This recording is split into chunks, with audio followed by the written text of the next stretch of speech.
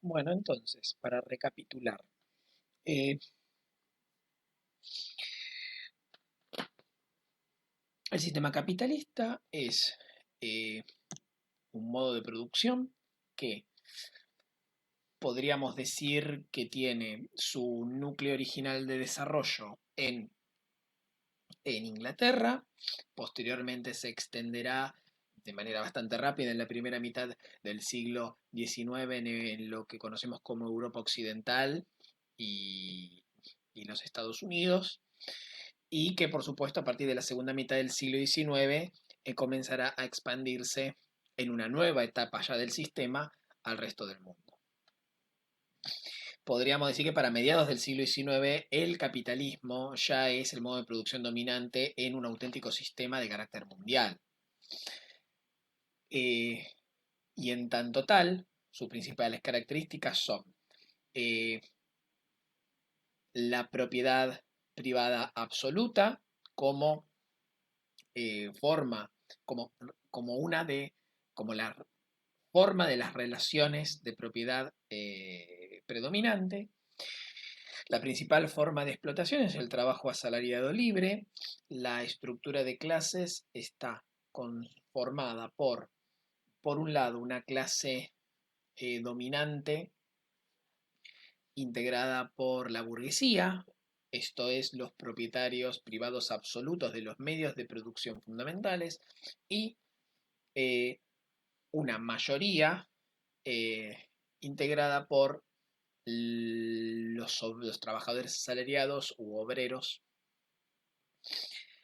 que funcionarían como, por supuesto, el entramado o el colectivo de clases subordinadas o la clase subordinada dentro de este binomio entre clase dominante y clase subordinada que hace a la relación social y a la estructura de clases fundamentales del sistema. El objetivo fundamental de la burguesía es la eh, es seguir el principio de maximización de las ganancias, ¿no?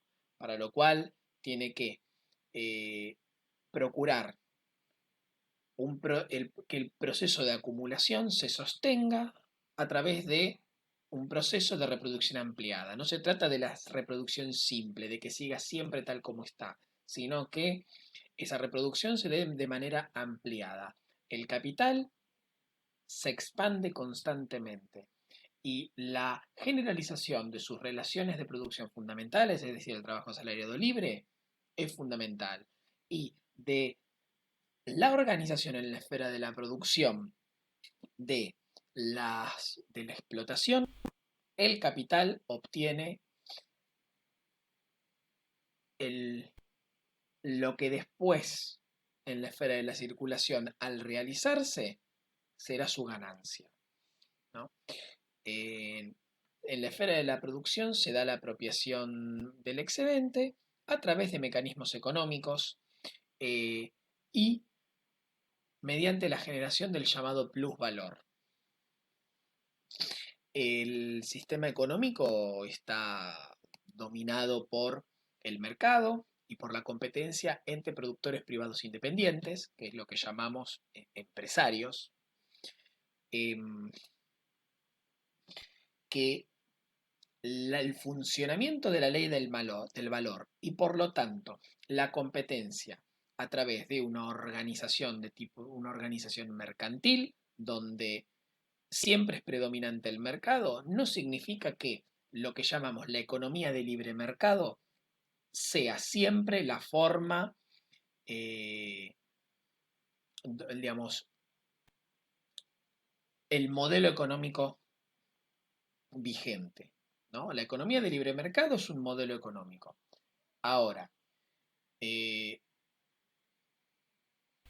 no siempre funciona de la manera en que, por ejemplo, ustedes pueden ver en determinados referentes televisivos que siempre resurgen cada tanto, a veces de manera más aparentemente profesionales, como pasó en la década del 90, y a veces de manera más bizarras, como puede pasar en los últimos años con, por ejemplo, Javier Milei, y no solo él, pero digamos, ese funcionamiento de la economía se da en en determinadas coyunturas, en determinadas etapas y no siempre, y no exactamente de la manera en que lo desean estos personajes, sino que se da de maneras muchísimo más negociadas, porque por supuesto interviene la política e interviene la realidad también. Es imposible organizar la economía como lo querría Javier Milei.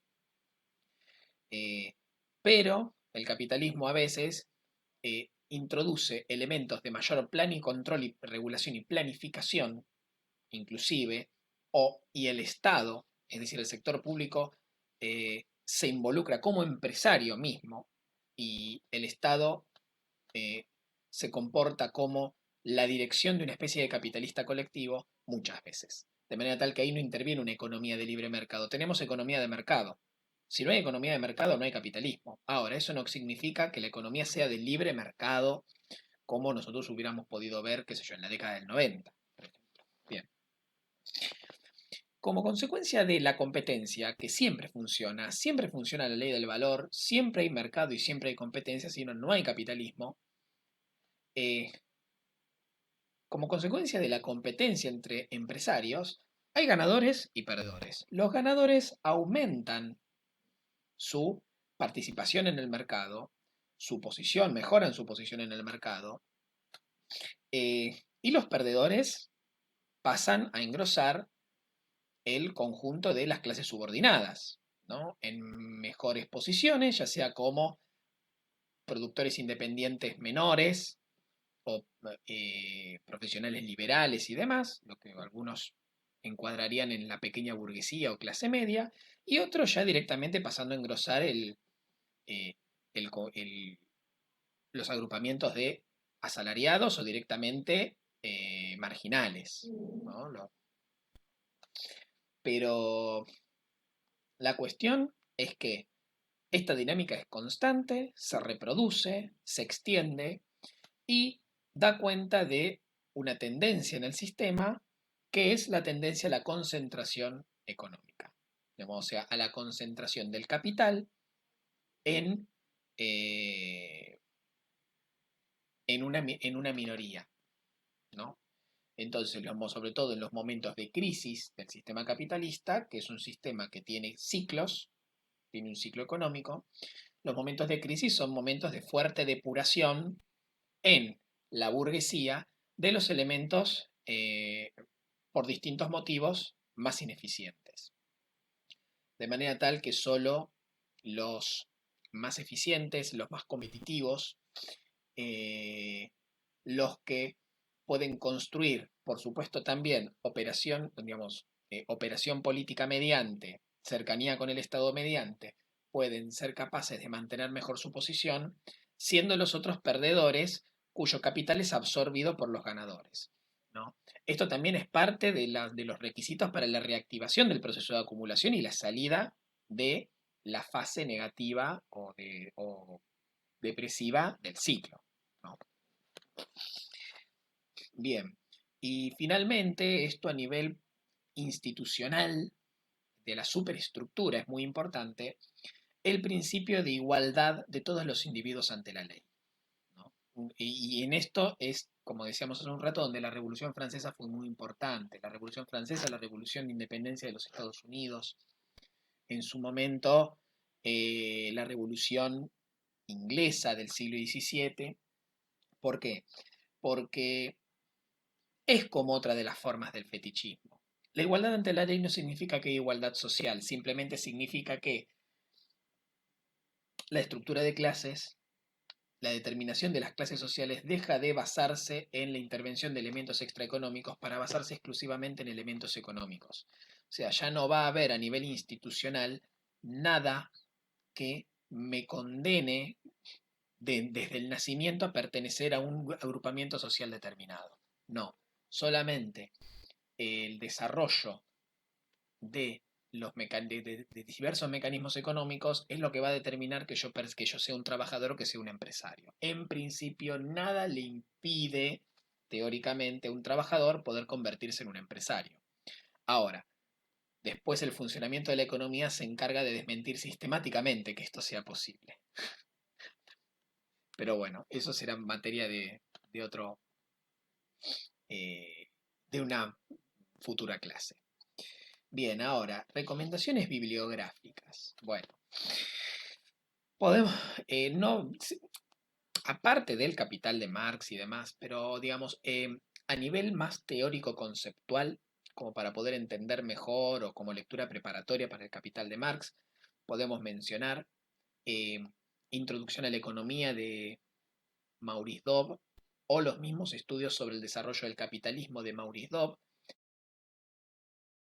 donde él desarrolla a nivel teórico-conceptual en qué consiste el capitalismo, pero desde una perspectiva histórica, o sea, dentro de lo que es un análisis del proceso histórico que dio lugar al capitalismo, ¿no?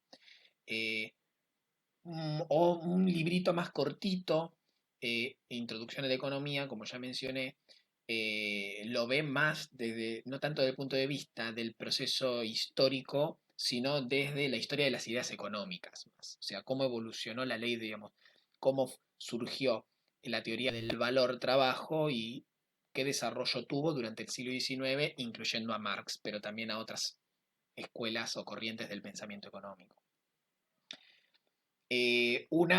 Una actualización de la teoría económica marxista, dos actualizaciones de la teoría económica marxista, eh, una más historizada que la otra, mucho más teórica, pueden encontrar en los libros respectivamente de Ernest Mandel, Tratado de Economía Marxista, en 2 tomos, y por otro lado, Anwar Shaikh, un economista pakistaní. En este último caso es una obra mucho más teórica y que profundiza, que complementa y que expande los conceptos vertidos por Marx en El Capital y que recoge contribuciones posteriores. En el caso de Mandel va de lo teórico a un análisis más enrolado en la sociología histórica o digamos, una sociología económica de carácter histórico o historizada, eh, es decir, la aplicación de las categorías que plantea en los primeros capítulos del tomo 1 los va después desplegando y continúa en un tomo 2. Es una obra muy extensa. Bueno, después, por supuesto, a nivel eh,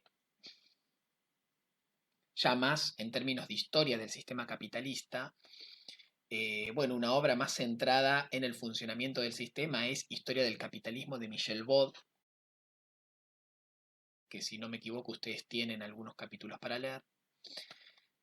Y por supuesto, ya no tan enfocado en el funcionamiento del sistema, sino en el periodo propiamente dicho, manual de síntesis de carácter general, muy fácil de conseguir y muy recomendable, la saga de historia contemporánea de Eric Hobsbawm,